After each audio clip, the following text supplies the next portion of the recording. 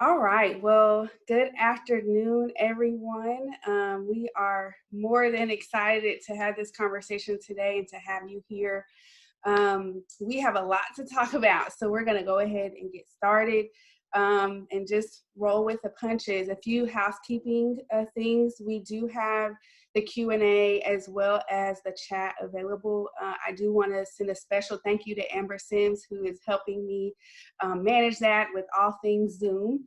And, you know, let's keep it pushing. So let's go to the next slide.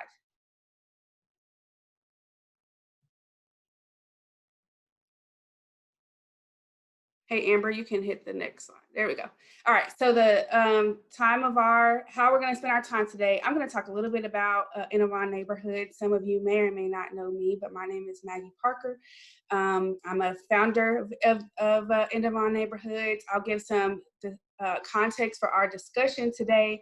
Then we're gonna spend actually most of our time hearing from our panelists and really learning from the years of experience they have in the commercial real estate space.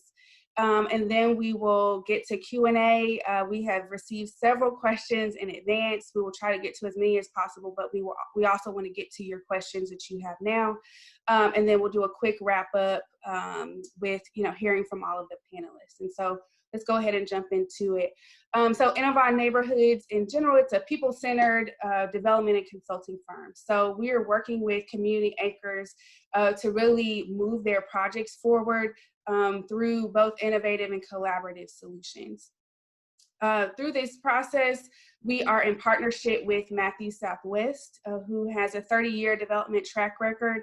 And so really bringing community development strategies, community development finance with just experience in doing really strong real estate deals in concert with community stakeholders. So let me give some context for this discussion. I know that I guess now and in the past couple of months, there has been a lot of discussions around Black Lives Matter, how the murders of several people of color and specifically Black individuals have really impacted our nation as a whole. But I felt like conversations around how this work impacted the real estate business did not touch on some of the things that I personally feel like are extremely important. And so I'm going to take a point of personal privilege, right? It's my webinar. It's my business if anybody listens to Tabitha Brown. But I just want to highlight some things that are important to me, right? Is why I think Black lives in real estate matter. And then again, we're going to hop into hearing from our panelists. So we'll hit to the next slide. Okay, so just like high level quick things from a history perspective, this is not new, right? The issues around Black lives and specifically pertaining to real estate is not anything new. I'm listing these as high level resources, things that stick out to me personally. You will get this after, so don't feel like you need to screenshot or whatever. You'll get all this later. But baseline, 1619. Hopefully people have been reading about this with the 1619 project, but really looking at chattel slavery and cotton, right? Like how Black people were a means of wealth, a means of labor, and a way to make land valuable. The thought of real estate at its base is really, especially in the United States, people of color. So let's take, those that are indigenous to the United States, their land being stolen, right? And then Black people now being able to be used to, make wealth from that land. And so the literal backs, right, of Black people are now bringing value to the land that we all now, look at and value within the real estate market. Let's jump to 1865, the Freedmen Savings Bank. So we talk about access to capital. We talk about the ability for communities to save. So in 1865, the government actually created the Freedmen Savings and Trust. But this was actually mishandled, and over 63,000 depositors lost their money. So imagine if you have now come out of slavery, you now have the opportunity to build wealth and own land. You put your money into a bank because that is what, you know, capitalism tells you is appropriate, and now all of your savings is squandered. Mine, if 63,000 families now had money saved from 1865, imagine what wealth would look like, or what ownership of real estate would look like. We see the implications today where the access to capital is insufficient for Black Americans, but also there are not relationships with lending institutions. We saw that now in the last 6 months with the PPP loans, and that being a major issue. Let's jump to 1934, housing authorities and FHA loans. You know, I don't think a lot of people realize that housing authorities and subsidized housing was actually created for a variety of middle income families, not just Black, but white and other people of color. But when you now have the opportunity to move to the suburbs through an FHA loan, sorry, go back, Amber. Through an FHA loan, then you can get out of subsidized housing, right? So the stigma that we have around the government helping people to have access to quality housing was actually something that several Americans use, right? But everyone now does not have access to own their own home. So then we get to the Federal and Highway Act. Which really talks about, you know, now that people have created communities of color, now the federal government is saying, okay, we're now going to put a highway through that area, right? So now people have found ways. There she is. I'm back. Uh-oh. Did I get cut off? Screen share is right back. Here we go. Okay. We're back in it. Sorry, guys. I'm still here. I don't know where I left off, but I'm just going to start with the Highway Act, which is basically saying that people tore through Black communities and where people were building wealth, right? So there's federal money to basically tear through our communities. So as I think about some of these things, Amber, we can go to the next slide. It is, oh, you left off it. Well, sorry about where we left off. We're going to keep it moving because I want to stay on time. Amber, you go to the next slide. But I think for me, like, this is important because just by having this discussion, people of color, specifically Black people, are, we're defying the odds, right? Like, we are, imagine that this country is built off of your back. Wealth and real estate is built off of your back. And now we are in a room being able to talk about why our lives matter, right? But also to do major transactions and, you know, be a force within this space. So we'll go to the next slide. All right, so these are things that for me are important today. Again, I'll be super quick. Internal, I just think about in any business, right? Employee retention. If you're not really thinking about how this movement around Black lives supports your employees within your organization, how are you now spending additional money to onboard folks or to figure out how to retain people in your organization, right? So like, I think retention in any company is huge, and thinking about how that applies to Black professionals is a major part of that. Then we look at consumer demand. So Nielsen talks about the Black dollar being $1.3 trillion in 2018. This has major implications for how do you capture the market, right? This report also talks about retail demand. And, you know, how Black people really think about their retail experience. That impacts design, that impacts location, that impacts just overall components of, you know, meeting consumer demand. Then we look at, from a macro level, future economic growth. So, you know, McKinsey has a report that talks about if you decrease the wealth gap, that there's a 4 to 6% increase in the projected GDP. And this is specifically in relation to Black people. From that perspective, like, how are we not now growing our entire economy by supporting Black lives in real estate and throughout different components of the US economy, right? So these to me are important things of why I feel like Black Lives Matter, not just from a personal standpoint, right, which is important, but from a bottom line standpoint of how we think about the future of our country, the future of the just dollar, right, and how we think about community and commercial real estate. So we'll go to the next slide. I'm gonna jump into, here's our panelists, right? This is an all-star group of folks that are doing amazing things.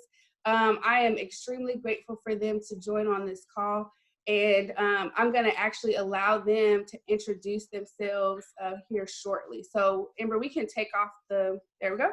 All right, so I'm just gonna go and around the circle from what I see. We're gonna jump into a lot of our questions, and here we go. So Asheya, if you wanna kick us off, Derek, then Charyl, and then Derith.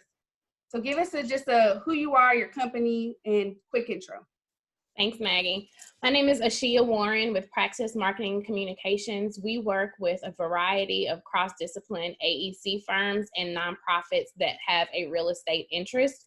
We help various firms with their marketing strategy, business development efforts, strategic planning, and overall branding and communicating and community engagement and outreach. So from that standpoint, we have a very interesting perspective on both development, city dynamics, policy, as well as internal strategic planning that companies and AEC and corporate real estate entities take a look at. So happy to be here and looking forward to the conversation.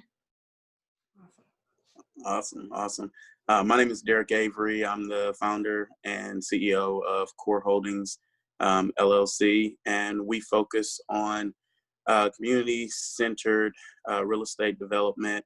One of our main focuses right now is on infill development, but also building communities. It's almost like master planning, but doing it backwards. So we start with the infill development, and then we build up to mixed-use developments. And one of our main focuses, we focus on areas that are close to central business districts that are historically African-American. And we try to hire directly from the neighborhood. And we've created a training program where we take folks that need those skills, and we train them to one day hopefully become our subcontractors as well.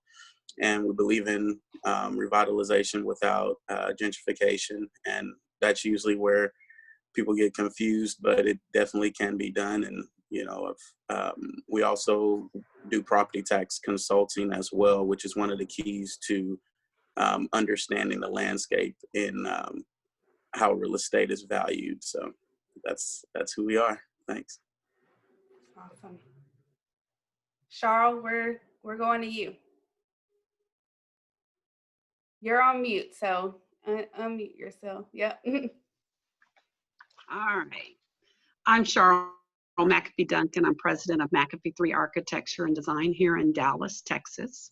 As a company, we've been in business for over 55 years. My father, Charles McAfee, started the business back in 1963. It's Charles F. McAfee, architects, planners, program managers, and 56 years later, it's myself, my sister Charyl, and my father. We have offices in Atlanta, Georgia, Wichita, Kansas, and Dallas, Texas.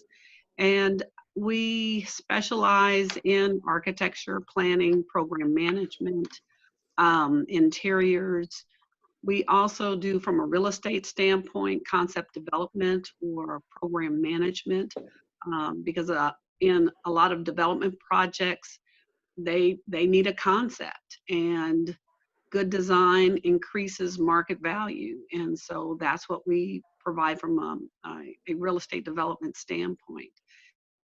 We have a variety of clients. We do mostly commercial work here in the DFW Metroplex. And I enjoy what I do. Awesome. Derith? Well, good afternoon. My name is Derith Jarvis, and I am with JLL in Dallas. I currently lead our research and strategy team for the South Central region. which essentially means I have leadership responsibility for Dallas, Fort Worth, Austin, Kansas City, and San Antonio. I've been in this business now going on 15 years. Have always really been tied to research data and insights within commercial real estate. So I'm glad to be here, and thank you all for joining.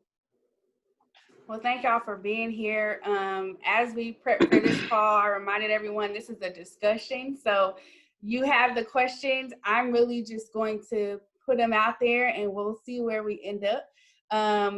So let's just start with the first question is personally, like, this moment is heavy for many of us, right? And so what has this conversation around Black lives meant for you all, both personally and professionally, as a Black person? Anybody can start. Well, I know for me, when everything happened, a lot of it was, this is something we've been saying for years. You know, it isn't anything new. You know, I think about the first time I went to school, my sisters and I integrated the school system, you know, and we're still having the same situation now with kids going to school and not being able to go to a school of their choice or feel safe going to school. And it's a problem. And I think what has happened is that it has clearly just blown over.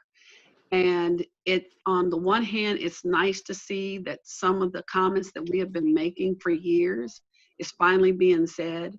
People are finally realizing that what Black people have been saying for years is the truth. And you know, a lot of it is a dismay, and that we have people who just don't believe what we're saying.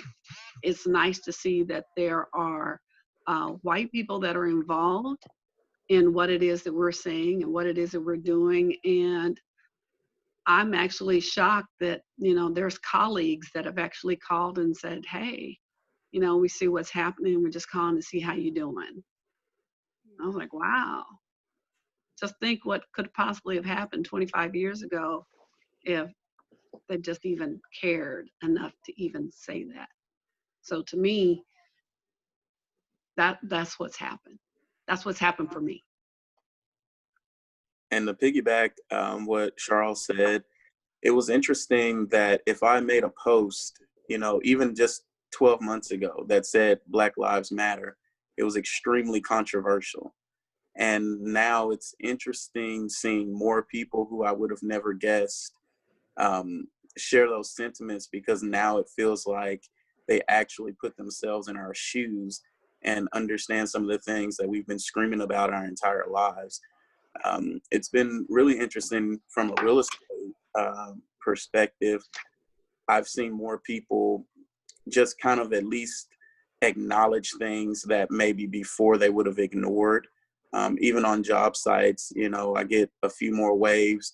Normally being on a job site, they don't realize, you know, I'm the actual boss. So it's always funny. Now I feel like more people even recognize that that's a possibility just from, you know, this short period of time this year. So that's how I've seen how things have changed, and, you know, with the current state of affairs now.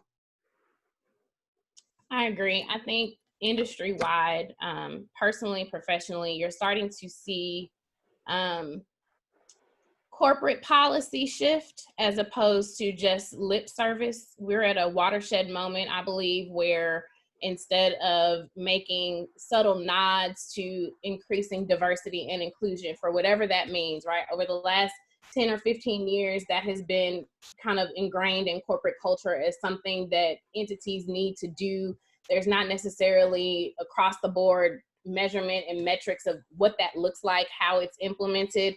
But I think at this moment, we're at a turning point where those conversations will actually become corporate policy, and you'll start to see reporting and documentation of involvement both internally in organizations and in the communities in which they serve. So I'm excited to see tangible shifts as opposed to just allusions and references to diversity and inclusion. That's good.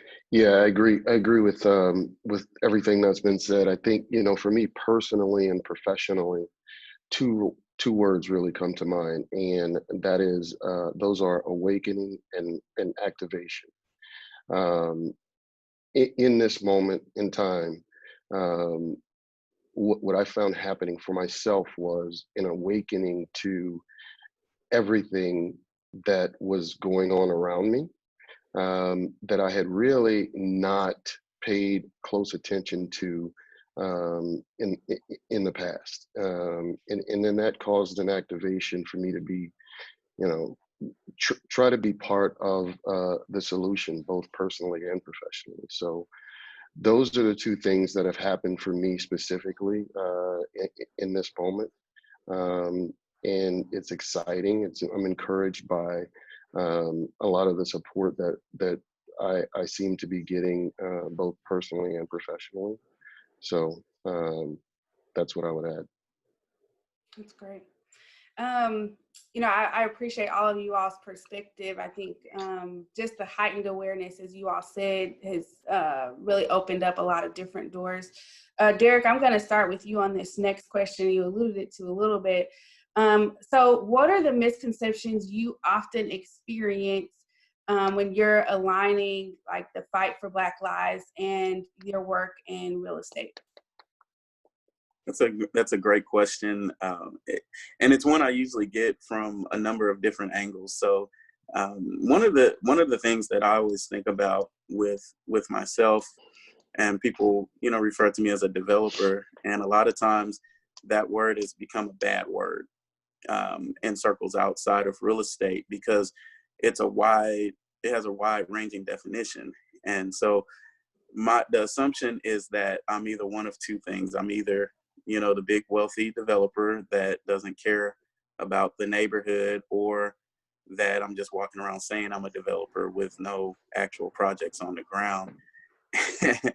And it's interesting when people realize that you can be an advocate and even an activist for your community while still understanding that real estate has to happen. Everyone needs a place to live. Everyone needs a place to, you know, work and play. So for me, it's simple. We do it every day. And for me, if I wasn't standing up for Black lives, I wouldn't be a good developer. And if I wasn't, you know, making sure that things are profitable and moving in a direction that if they need to move for certain neighborhoods, then I wouldn't be, you know, good at what I'm doing. So I think that you can marry those two things and not worry. You'll have some backlash, and I mean, you know me personally, I'm a maverick. It doesn't bother me too much, but you know, people will be critical on either way. But if you know that you're going in the right direction, you know that your community understands what you're doing by having that genuine relationship, then you understand that you're developing from a point of understanding the neighborhood. And I think that's what keeps me going, because I can see it both sides and make sure that both sides benefit well. Mm-hmm. That's great. That's key points. Derith, do you have some thoughts on what are some misconceptions that you either have experienced or that you're seeing? You know, this is a little personal, but I think the biggest misconception that has that I've seen since all of this has happened is frankly that I'm not like the rest, right? That I don't live a Black life. You know, it was kind of eye-opening as I went through the process of sharing my story with some of my colleagues and friends who didn't quite understand, you know, what it was like to be in my shoes. I was surprised at some of the reactions, and the most common reaction was that they had no idea, that they really didn't think that I had those problems, right? And I think that, you know, it's a very, very common misconception that everything is okay if you work in a professional environment, or if you're a part of this industry and you've made so much money. And that's simply not the case, because you know, every day I get in the elevator and start the car and leave the parking garage, I'm keenly aware of who I am. So I think that's the biggest misconception, is that a lot of us who have had the opportunity to be in this industry and thrive or don't have the same issues and problems. That's good. Asheya, Charyl, do y'all have any other thoughts you want to add? I just think it's prudent for us as professionals in this industry to not try to distance or separate politics from reality and work environments and all of those things. They all intersect, they all touch, they all have a snowball effect and an impact. And so even the name of this conversation, Black Lives in Real Estate, that may have been off-putting to some people in the industry who should have probably been participating and watching and hearing this dialogue, but it has been so politicized that we separate that from the reality. And what does that look like as a Black individual, Black men, Black women in these majority white environments, making majority white decisions in spaces and tables and all of that, and how do we effectively come into work on those days where everything like this has bubbled up and hit us again? How do you maintain professionalism and all of those things, and realizing that intersection really does impact the day-to-day, and even into obviously business decisions. So just the overall awareness. So something that Derek said, because I can remember my very first job site, and I was working for a large white firm, and I walked out onto the job site and was standing there talking, and the contractor completely ignored me. He started talking to one of the other guys, and the gentleman turned around and said, "She's the architect." And he was like, oh, I thought that was like your assistant or something. And I was like, no. And it still happens today. You know, that might have been 30 years ago, but it still happens today. And I'll be the only woman in the room, and I'm typically always the only minority in the room. And I'm working to try and put all of that aside, and let's just talk about business. Let's talk about what we're going to do and how we're going to get this project done, because at the end of the day, that's all that matters. And, you know, some of them are excited to see you, and others are like, oh, she going to come in here, try to take over, act like she know everything. And I'm just like, wow, can we just all just work together? And so what I'm really hoping, you know, that I see as a challenge, that at some point, this mindset that has just blown up, that we all start to come together and work better together. And I think for me, what, as you share some of that, your thoughts there on that, Charyl, you all have been in business over 50 years, right? So to still have this level of conversation with the longevity of your company, right? It's in so many ways, you all have been pioneers, and this kind of thought process is ingrained in our society, and we're still talking about it, right? Which is unfortunate, but wow. Okay, so let's keep going. You know, so this next question is really like, what is talking about, I really want to hear from you all, what does the impact of the Black dollar mean in your work? And what strategies are you seeing as far as inclusion in the real estate community that are being helpful versus not helpful? And I'm actually going to go back to you, Charyl and Asheya as well. I know that kind of conversations around MWBE is something we touched on. And so would love to kind of hear you all's thoughts in that realm. So, oh yeah, so Asheya and I, we have talked about this. I can't tell you how many times. So when MWBE first started, or the certification process first started, it was really about having opportunities for minority firms to be able to get our foot in the door, because we literally couldn't even sit at the table and have a conversation about doing any work. So this really kind of forced, and I'll say government municipalities, to hire minority firms, especially African-American firms, to do projects. And we still struggled to actually become the prime on several projects. And there were other projects where we were the prime. But sometimes, in some ways, we wouldn't get credit for it because they'd say, well, who did you team up with? And I said, I didn't team up with anybody. I said, we did the project ourselves. And so, you know, fast forward 30 years later, we're still seeing some of that, because now it's more, oh, we can't find anybody. There are very few firms in Dallas. So we'll just do a good faith effort. And the good faith effort is not policed, or it's not enforced. It's not a real goal. They don't attempt to enforce it at all. We have several higher ed institutions that have millions of dollars worth of work here in the Metroplex, and there are no minority firms selected to do any of the work on that project. Now, it might be on the construction side, but it's definitely not on the professional services side.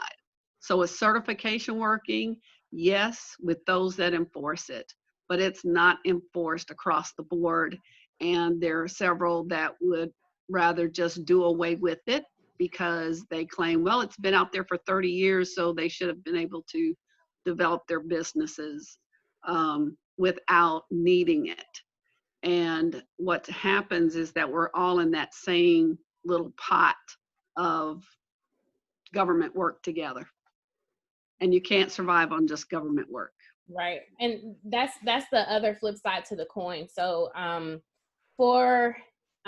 gonna take the W out of MWBE certification, because if we're really having a conversation about Black lives, that's the MBE certification, because as a Black woman, you can't be both. So that's something that when it comes down to scoring and weighting, that I think is very interesting to pay attention to. So as a Black woman, my certification would be minority as opposed to woman. So that's just an interesting perspective to look at when you're looking at what that MWBE actually means. But as an aside, on the private side, because private dollars, private development, large development firms, typically if their client does not require MWBE participation on the project, if it's a corporate headquarters, if it is an interior finish out job, whatever the case may be, you're not going to see that push for participation. And so that's really an opportunity. You can look at minority owned firms and involve them in your projects without the constraints of reporting mechanisms on the government side. So that's an opportunity that I don't think the private sector is really leveraging or evaluating, and figuring out your own ways to do that. For example, in the Dallas area, we've been seeing a lot of corporate relocations, and those corporate relocations are handled by large, major CRE firms. And one project in particular, I'm trying not to name names or anything like that, but one project in particular relocated to the Metroplex. And as a corporate culture for that entity, diversity and inclusion and true minority participation was major for that company. Like they ingrained it in their corporate culture from a hiring perspective, from a recruitment perspective. That is them.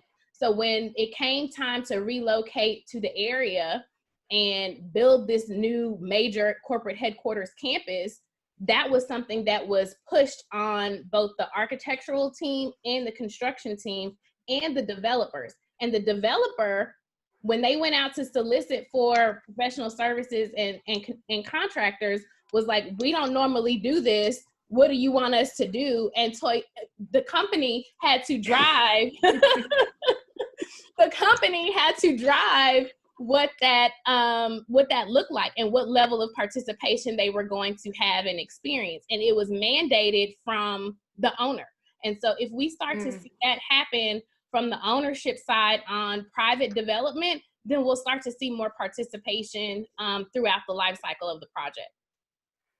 No, I think those are really good points.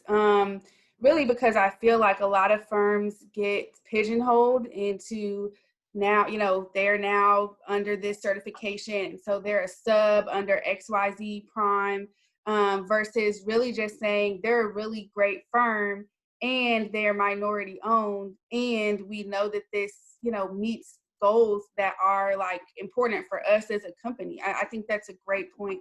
Derith and Derek, do you all have anything you want to add to the conversation on this point? I think Asheya hit the nail on the head. I don't think there's much more to add after that. Killed it. Drop the mic. All right. So let's keep it pushing. So the next topic is really around, everyone wants to know strategies, right? Like, how do we address some of these issues? What policy data pieces are really needed to impact Black lives and how they're seen in the real estate industry? And so Derek, I'm gonna start with you. This is, you know, on several panels that you're on, you're really talking about some of these things, and then Derith as well from a data perspective. Yeah, so from a policy standpoint, I think that one of the things we talk about, and being in development, it's very political. Some people want to avoid the politics of it all, but you can't. I mean, when you're dealing with one, people's lives, and two, you know, where people live and where people work, it's extraordinarily political. So one of the things that I've noticed is that I think Charyl hit it earlier about having these policies in place for participation. It sounds good, it looks good on paper, but we call it a toothless tiger. You know, it's not something that's being enforced. It's not something that you have true measurables. And I'm sure Derith will talk about the data side of it. But what I've noticed, I noticed one thing when a large company was planning to come here. I don't want to name names either. And I noticed some of the politicians were on opposite sides. Some wanted to negotiate better terms, but some were so eager to have them here that they threw all the negotiation out the window. So basically, the private sector was able to come in here with very few demands from the community, very few negotiations from the city perspective. So there was really no policy in place that held them accountable. And I think that if we are more active with listening to the voices that are some of the voices of color, particularly Black voices in commercial real estate, we can have better outcomes from a policy standpoint that gives teeth to people actually following those. I mean, you can have a policy and say, oh, well, it didn't work. But if that policy wasn't strong enough to be enforced, or there were no measurables or, you know, any milestones that were being checked, then we have nothing. So from a policy standpoint, we need to be at the table, and we need to make sure that those points are in there and they are things that are enforced and followed up on. Great point. Derith? Yeah, so from a data and research perspective, I know, you and I had a conversation a couple of weeks ago about some research we did on food deserts in South Dallas, for example, and how data in research and statistics really can play a part in solving some of these issues, are highlighting those things that we should be looking at differently, right? So, for example, in the food deserts piece, we highlighted the fact that there was a large, $5 billion plus annual spent on groceries in an area where there's a food desert, right? The problem is on the site selection side for facilities like grocery stores, we're still using metrics like number of college educated people in a certain area, annual household income. Well, in many of these poor and oppressed areas, the household income doesn't rise to a level that would allow a grocer to make those types of decisions, right? But what we've forgotten is that there are things out there to help these families purchase groceries. First of all, poor people eat, right? So, and secondly, some of the government subsidies like SNAP benefits, for example, are never taken into consideration when you're looking at a household income, right? And most of that income for a household is spent specifically on groceries. So I think there are things like that we can do to eliminate some of these obstacles when it comes to development in certain neighborhoods, looking at different metrics, understanding why some of those methodologies might be outdated, and trying to come up with new ways to evaluate areas for development, especially in poor Black and brown communities. That's a really great point. The impact of data and how that really fuels a lot of the real estate decisions that are being made. Asheya, Charyl, was there anything y'all wanted to add on this topic? Y'all good? Okay. All right, we're gonna keep going. So let's look to the future, right? So we are in the midst of a global pandemic. 6 months ago, all of us would have been like, what, really, 2020? But hey, we're here. So with that though, we know that this has disproportionately affected Black and Hispanic communities. And as we think about our conversation around Black lives, what do you really see as the potential impact on real estate decisions moving forward? How are you thinking about, what this pandemic looks like in our communities? Anybody want to kick off? I'm working with a nonprofit right now that is on the cusp of doing some community healthcare facilities. And, the gap there is, when does the community get to speak into what that project looks like and how it's going to impact their day-to-day and what access they have and all of those sorts of things. So from a healthcare project development perspective, obviously, I think we're going to see a larger shift to the healthcare market as opposed to obviously corporate and things of that nature, just because we're in a pandemic and, who knows what the future is going to hold related to that. And so obviously there's always been a disparity in healthcare services for Black and brown communities. And so my hope is that we'll start to have the communities involved in these projects as opposed to the projects just happening.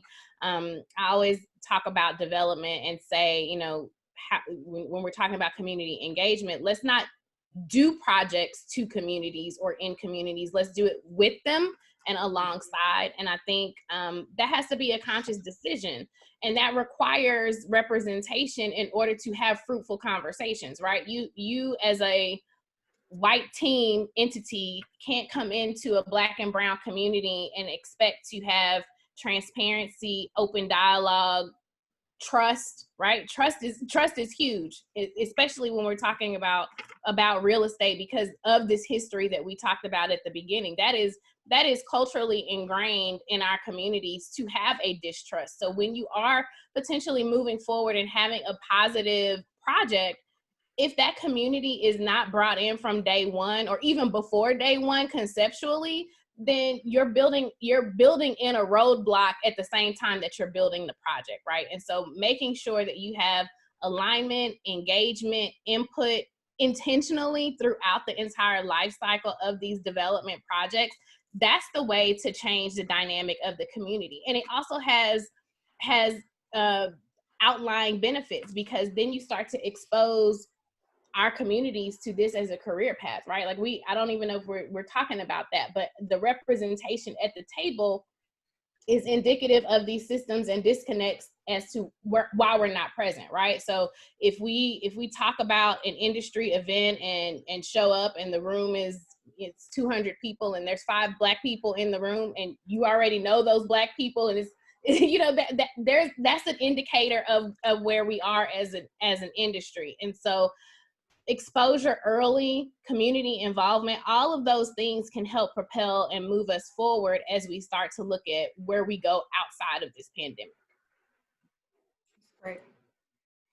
So one thing that I noticed, and to also kind of some points that Asheya was making, was community involvement, because that is so important. And as architects, we're problem solvers. I mean, that is our training, that is our background. We take disconnected points of interest and bring them together and make them work together. And so as a part of any kind of real estate or development project, hire an architect at the beginning. And I realize I'm tooting my own horn, but I am, because what we do is we understand the process. There's a whole site development that's associated with that, the zoning, the city ordinances. A lot of projects don't get off the ground because you can't get past the zoning requirements and the money that's involved to have it replatted and resurveyed and rezoned and everything. It's an enormous cost. And so some of that stuff through a development process, you want to know up front, this is what I'm getting into. All of a sudden I'm going to build a fire station and find out the soil is contaminated. And then you have to, clean out the soil and everything. So having an architect involved at the beginning is value, adds value to the project, adds value to the process.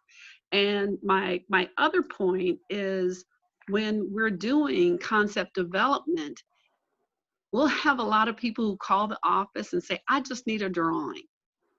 And I guess what I really want people to understand is that it's more than just a drawing. It's not a sketch. You can't take a sketch to the bank and say, here, I want $1 million to build 40 houses. It doesn't work like that. You have to show how the land is going to be used. What's the return on investment? Your investors are going to want to know that. How is this going to work? And really be able to pull everything together and say, here is the big picture on a piece of paper. And that's what architects do. Now, we collaborate with everybody else. We collaborate with our real estate folks. We collaborate with our engineers and developers and city officials and folks that understand master planning, zoning, and everything, because all of that goes together. It's more than just a drawing. The biggest disproportionate between Black development and white development is financing, access to capital. I have clients that they're still trying to raise money by themselves 6 years later. We could do a whole session on access to capital. So I thank you for bringing that topic up. There was actually a really good session from BizNow just yesterday. I will include that as a link. If I can find the webinar video, I will include that as a follow-up to everybody, but that's a potential follow-up conversation. Derith, let's go to you. COVID-19, the data, how is that impacting the real estate market? Well, Big there's question. a lot of uncertainty out there for sure. I think it remains to be seen what will actually happen, with the commercial real estate market. Asheya made mention earlier of, increased activity in and around the medical space. I think there's also increased activity around the multifamily space, particularly on the investment side. And obviously industrial, as some of these large logistics companies and last mile delivery companies are executing their distribution strategies. But I think as an overall impact, I think it's still too early to know, because, you know, as soon as we think we start to see the light at the end of the tunnel with COVID-19, we see more flare-ups and more hotspots, right? So uncertainty continues to be the theme, at least the broader theme across commercial real estate right now, and that's about all I'm comfortable saying on that. No, I think that's sufficient, as much as you can say. Right. Derith, let's just hop to you real quick, and anything that you're seeing as a developer in this space. As it regards COVID-19. Mm-hmm. Interesting. What I've been seeing is just a lot of frustration on my part with people not following the guidelines. It's been I've had more run-ins with subcontractors not wanting to wear a mask or things like that, and you know, that's just from a job site perspective. From more of a market perspective, I'm seeing, you know, Derith already hit on it, some areas picking up and other areas slowing down, but it's just a general level of uncertainty that's out there that a lot of people have. I feel secure because I understand the market and I know how to adjust no matter what happens. But a lot of the people out in the communities and people that work on these sites, they're very uncertain. And so that part, I don't have a really good answer for right now. It's a day-by-day thing. Yeah. Okay. I think that is the answer, right? We don't know. Exactly. But I mean, voicing the unknown is also still important, right? So we have a slew of questions. We are going to 1:15, which we will stop at 1:15, but I just want to say we're not going to get to everyone's questions because I had several that were sent in advance. So we will get to as many as we can. For everyone on the panel, what I'm going to do is cherry pick some of these. I will ask one person to respond, and if anyone has a burning desire to also respond, please do, but we're going to try to get quickly through our time. Okay, so one question that we have here, it does provide some context, and I'm actually going to give this one to you, Asheya. So it says, I'm working to include as many people of color on a project, and specifically on a project where, on a development project that this person leads.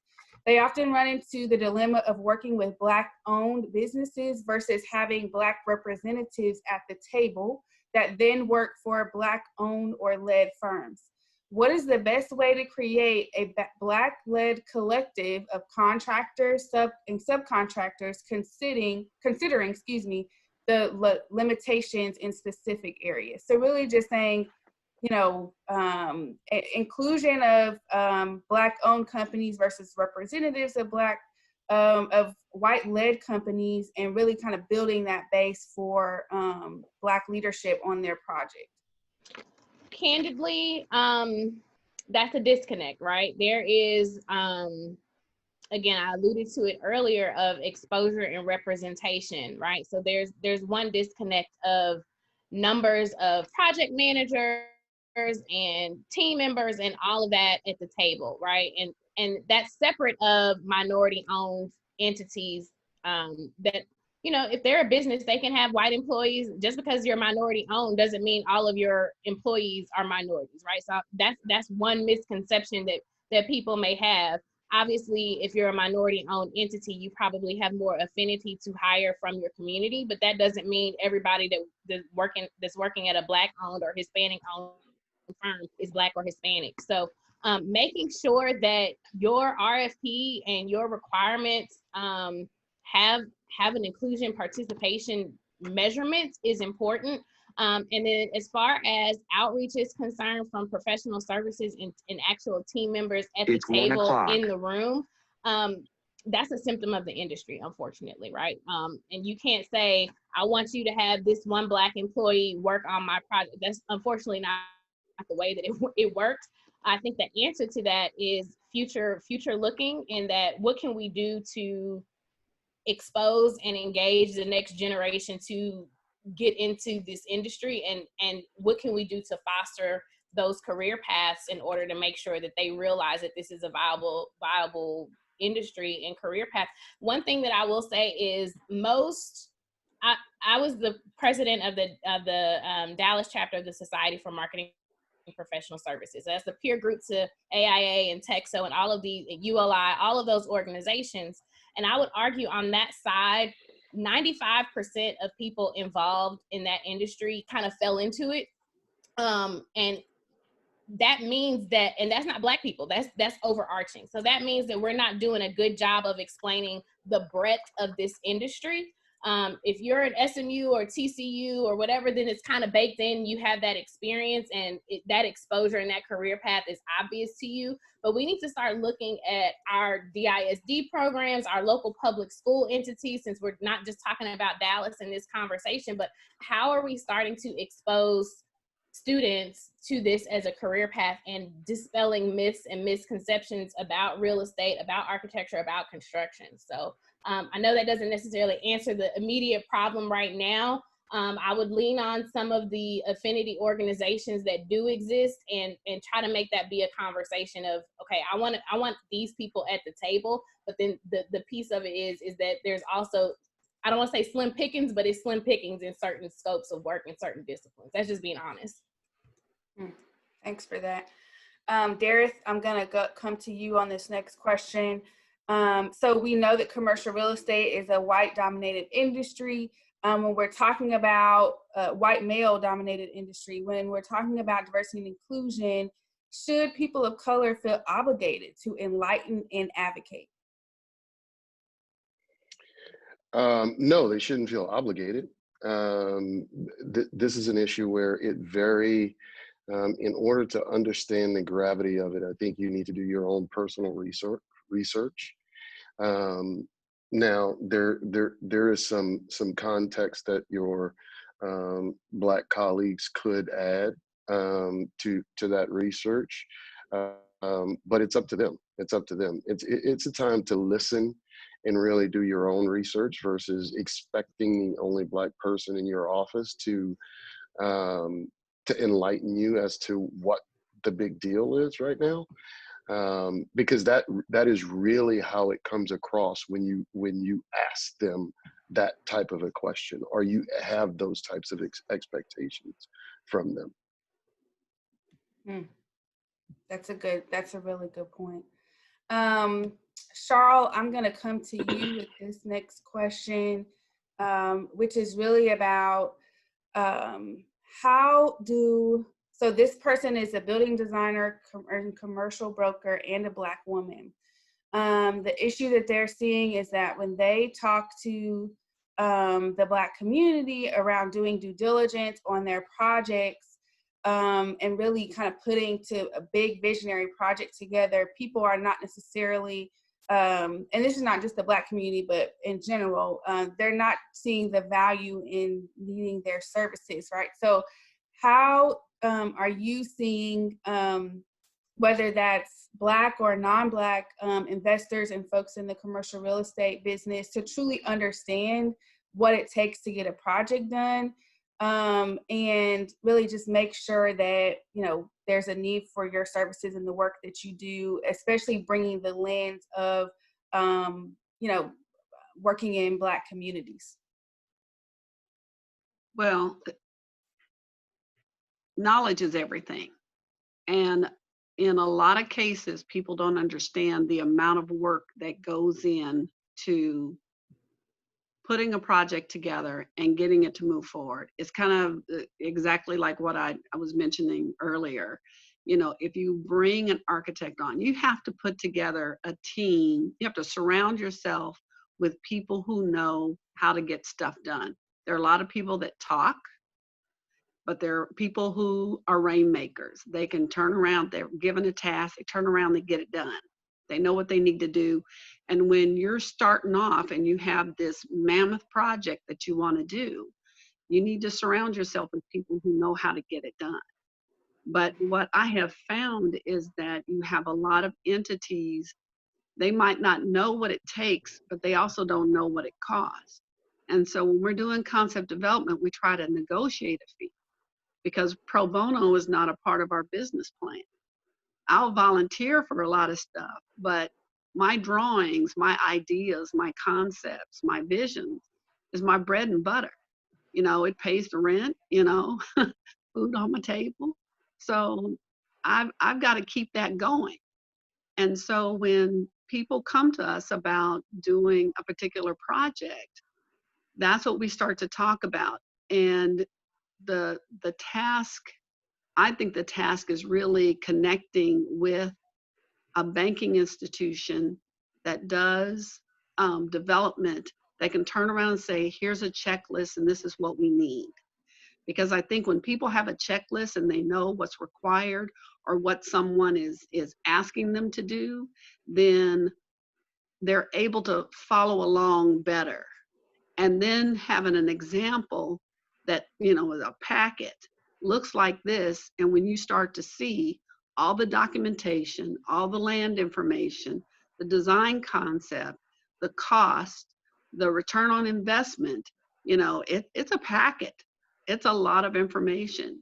And it's more, Derek was laughing a while ago when I said, it's not just a drawing. You know, we go through that all the time. And you just have to surround yourself with people who understand the market, know the trends, and can pull stuff together. We all have great visions and we all have dreams.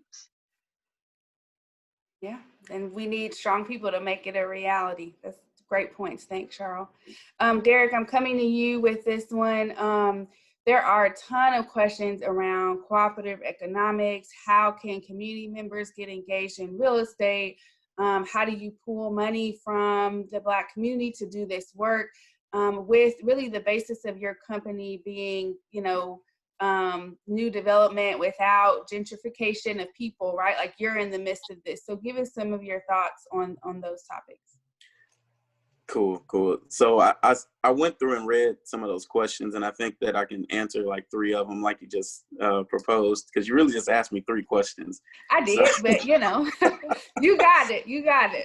Yeah. So I'll answer that. It's a collaboration, and I think the cool thing is we're literally working on a project right now that pulls all of those things together that we've talked about. You know, we're calling it Build the City. You've probably seen little trickles of it, but they mentioned this in the Dallas Morning News. But one of the biggest things that we can do, first off, to get involved is setting up an investment fund that's reputable. Because a lot of times we do these projects with, a lot of times the way people jump into real estate investment is through hard money, through hard one-off projects, and then they never invest again. The idea is to have collective opportunities for people to invest. A lot of people aren't accredited investors, so they can't get access to the private equity markets. But now with crowdfunding and regulation D and different things that we can do where we can pull those things together. So Small Change is a company that, you know, we're going to do a project with, and you can invest basically as little as $100 or however much you want. And it's simple. They have all the paperwork together. It's just like investing in any other private deal. And so finding those trusted people that are putting together reputable projects and putting small amounts in will be better than taking the big giant risk that, you know, we see on TV, which we all know is not real. A lot of times HGTV is, you know, you might as well put it on the Disney Channel. So we're doing a project where we're going to encompass, we're doing it through the community organizing steps. So just imagine you're doing a development, but you're also doing community organizing at the same time. And that's how you can have everyone at the table from the very beginning. And I think Asheya mentioned that earlier. So then you take everyone and get their input, but you also have professionals like ourselves that are there that understand the market and how to translate those things. And you put together a full development plan. So we're doing it on 40 acres, but we're doing 5 acres first. And we want people to invest. And this is not an advertisement for that. This is just an example. So then the community can also participate in the financial gains on the project, while other folks that want to invest from the outside that always have the opportunity can still invest, but people on the inside can as well. And revitalization without gentrification is really simple. Not degrading the history of an area. So coming in and changing the name in the name of marketing, you know, to a new type of person that you want to live there is not what's needed. You take the history that's there, you amplify that history, and then you understand what people in the community need, but also understand what the market will bear. And also you try your best not to displace people, because you don't want a legacy owner, maybe they haven't hit the 65 point where their taxes are frozen.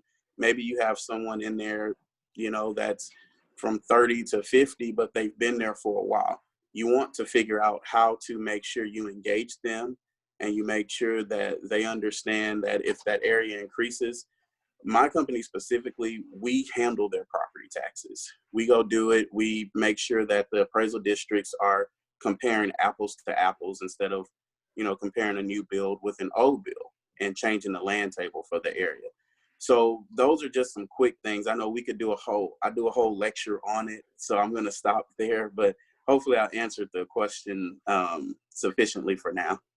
Yes, you touched on a lot of great things. So we are really at the end of our time for the most part. So I'm going to do a quick round robin with everyone that touches on, you know, what are key takeaways, would you say, for Black people in real estate? What do they need to be thinking about right now? And then non-Black people in real estate, how can they elevate this work and these types of conversations? I'm going to give everybody like 30 seconds. So Asheya, we're going to start off with you, Derek, Charyl, and we'll end with Derith. Okay, for our white counterparts in the industry, I think the alarm has gone off. We have come to this watershed moment, and now the question is, what will you do? I'm gonna say something probably controversial. It's not my job to tell you what you should do at this point, right? You need to digest and process what is going on, and potentially your role, your firm's role, what you see around you as you move in this industry from day to day, and start to recognize that there are major disconnects. And championing internally, I think Maggie's gonna send out this deck that has some resources, but realizing that this is not your fault, but it is a symptom of a larger historical context, and what can you do to pivot from that? That is waving the flag when you're when you're in a room and there's no other minorities that are present in that room. You start asking the questions. Where are we recruiting? Why are we not reaching out to HBCUs? Why, when we engage community, it's still not the full community? Like, start asking those hard questions internally for yourself, and as well with your organization and your firm and your circles, right? And start to look at your networks as well, because that's where a lot of this happens, is, you know, on the country club, at the private club, that's where these business decisions oftentimes are being made, and Black and brown people are not in those spaces. And so that's a question as well. When you're negotiating and making these larger decisions, who is at the room, who is in the room, and who is at the table, and how can you help diversify that from a thought perspective, from a funding perspective, from a community engagement perspective, and hear those voices that for whatever reason we have ignored for so long. Really good points. Derek, 30 seconds. I think Asheya touched on everything that I would have said. So, I mean, for me, it's just, you know, believe us. We have professional experience, but we also have personal experience that sometimes gives us a little more insight. And, you know, I've had people not listen to me and then a year later say, oh, wow, you were right. And so, you know, believe those Black voices. That's all. Charyl? So I was talking to my father the other day about real estate development, and he said three things that really just kind of just brought it home with this whole discussion. And number one was create things that create money. If you are not in control, find something you can be in control of, because you cannot participate by just getting a piece. And then the last thing was, you know, create an economy that doesn't exist to help a neighborhood. So, Okay, great. as great an architect, you know, I'm a business owner. And one thing Viola Davis said it was a couple of weeks ago, and she said, you know, you're worth it. Say, I'm worth it. And we have to know our value and continue to pursue and attract clients and work for clients and work with clients who understand that value. That's good. Derith, any last final points? You're on mute. So for me, what I'll simply say is we need a demonstrated commitment to the outcomes, right? The objective here is to make change, and when I say demonstrated commitment to the outcome, if you have a project and you are engaging a minority business enterprise, or you have an RFP that has a requirement for that, you have to demonstrate a commitment to the outcome. You can't rely on a prime contractor to then subcontract out to minority businesses to fulfill your requirement, right? Same thing with diversity and inclusion. We can no longer use those as buzzwords around this topic, right? We did that 5 years ago. We did not move the needle because we did not commit to the outcome. So we have to commit to the outcomes that we want to see in this moment in order to affect change. All of y'all have made amazing points. I appreciate all of your time. This has been a tremendous conversation, and I'm looking forward to the future. Let me just say, for everyone that's still on, thank you for joining us. I know that we had a really great time. There is a survey that will pop up afterwards. If you could just provide any feedback or any future sessions that you would like to have, we might consider doing more of these, but we'll see. And with that, hope you all enjoy the rest of your day, and we really do appreciate it. Thanks, everybody. Thank you. Thank you.